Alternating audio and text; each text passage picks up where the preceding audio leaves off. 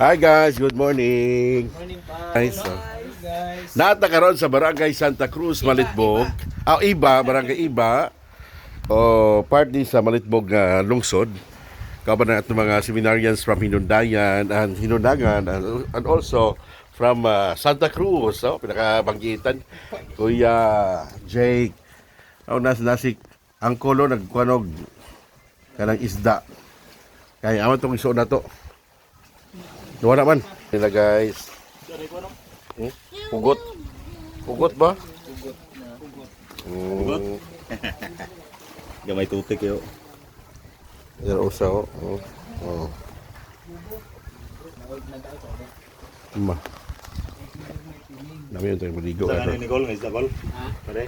Bunga. Lahi ka di pa. Hubungan. Lahat ito. Lahi Cagayan. Pero kanang pugot-pugot ang iyong ako. Pugot yun.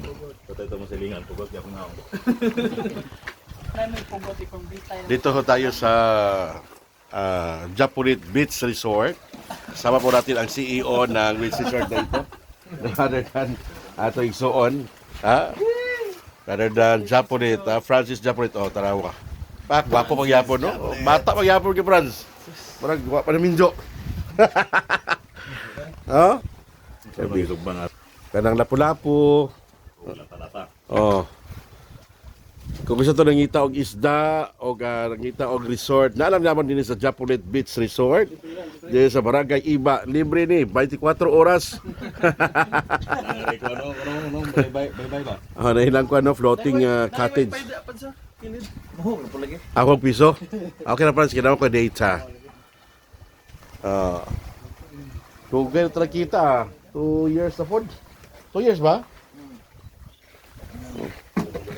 Morning CEO sa Kuan Beach Resort sa Japonit. Kung lang yun siya, left and right, yun siya mga trabaho. Unsa to si Bukid Franz? Ito, isda, ka ng baboy? Baboyan? Ha? Bye. Nagtaon wag na mag-umog kuan bay? Dito. Ah. Coming pa. Kuya kayo.